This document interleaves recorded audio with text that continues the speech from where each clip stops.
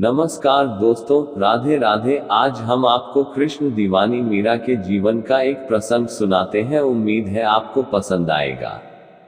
मीराबाई की कहानी। मीराबाई भक्तिकाल की एक ऐसी संत है जिनका सब कुछ कृष्ण के लिए समर्पित था। मीरा का कृष्ण से प्रेम ऐसा था कि वह उन्हें अपना पति मान बैठी थी। भक्ति की ऐसी चरम अवस्था कम ही देखने को मिलती है। आइए जाने मीराबाई के जीवन की कुछ रोचक बातें। मीराबाई के बालमन में कृष्ण की ऐसी छवि बसी थी कि किशोरावस्था से लेकर मृत्यु तक उन्होंने कृष्ण को ही अपना सब कुछ माना। जोधपुर के राठौर रतन सिंह जी की इकलौती पुत्री मीराबाई का जन्म 16वीं शताब्दी में हुआ था। बचपन से ही वह कृष्ण भक्ति में रम गई थी। मीराबाई के बचपन में हुई एक घटना की वजह से उनका कृष्ण प्रेम अपनी चरम अवस्था तक पहुंचा। एक दिन उनके पड़ोस में किसी बड़े आदमी के यहाँ बारात आई। सभी औरतें छत पर खड़ी होकर बारात देख रही थी। मीरा भी बारात देखने लगी। बारात को देख मीरा ने अपनी माता से पूछा कि मेरा दूल्हा कौन है। इस पर उनकी माता ने कृष्ण की मूर्ति की ओर इशारा करके कह दिया कि यही तुम्हारे दूल्हा है। बस यह बात मीरा के बालमन में एक गांठ की तरह बंध गई। बाद में मीराबाई की शादी महाराणा सांगा के पुत्र भोजराज, जो आगे चलकर महाराणा कुंभा कहलाए, से कर दी गई। इस शादी के लिए पहले तो मीराबाई ने मना कर दिया, लेकिन जोर देने पर वह फूट फूट कर रोने लगी। शादी के बाद विदाई के समय वे कृष्ण की वही मूर्ति अपने साथ ले गईं, जिसे उनकी माता ने उनका दूल्हा बताया था। ससुराल में अपने घरेलू कामकाज निपटाने के बाद मीरा रोज कृष्ण के मंदिर चली जाती और कृष्ण की पूजा करती, उनकी मूर्ति के सामने गाती और नृत्य करती। उनके ससुराल वाले तुलजा भवानी यानी दुर्गा को कुल देवी मानते थे। जब मीरा ने कुल देवी की पूजा करने से इनकार कर दिया तो परिवार वालों ने उनकी श्रद्धा भक्ति को मंजूरी नहीं दी। मीराबाई की नंद उदाबाई ने उन्हें बदनाम करने के लिए उनके खिलाफ एक साजिश रची।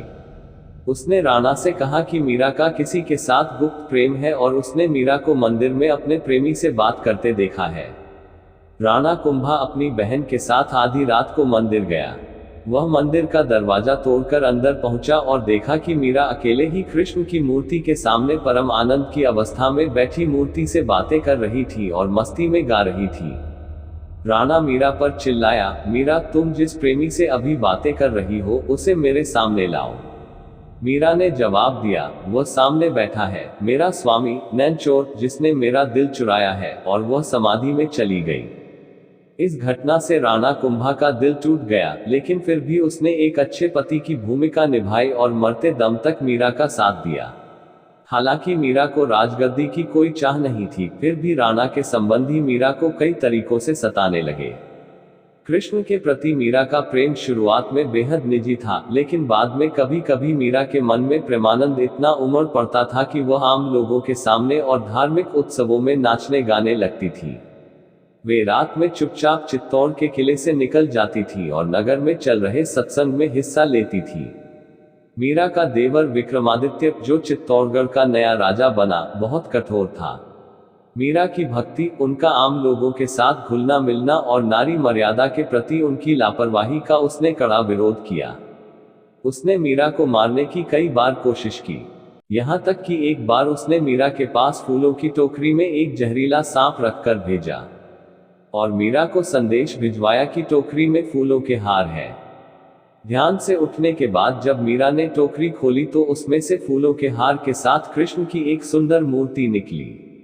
राणा का तैयार किया हुआ कांटों का बिस्तर भी मीरा के लिए फूलों का सेज बन गया जब मीरा उस पर सोने चली। जब यातनाएं बर्दाश्त से बाहर हो गई तो उन्होंने चित्तौड़ छोड़ दिया। वे पहले मेड़ता गई, लेकिन जब उन्हें वहां भी संतोष नहीं मिला तो कुछ समय के बाद उन्होंने कृष्ण भक्ति के केंद्र वृंदावन का रुख कर लिया। मीरा मानती थी कि वह गोपी ललिता ही है, जिन्होंने फिर से जन्म लिया है। ललिता कृष्ण के प्रेम में दीवानी थी। खैर, मीरा ने अपनी तीर्थ यात्रा जारी रखी। वे एक गांव से दूसरे गांव नाचती गाती पूरे उत्तर भारत में घूमती रहीं। माना जाता है कि उन्होंने अपने जीवन के अंतिम कुछ साल गुजरात के द्वारका में गुजारे। ऐसा कहा जाता है कि दर्शकों की पूरी भीड़ के सामने मीरा द्वारकाधीश की मूर्ति में समा गई।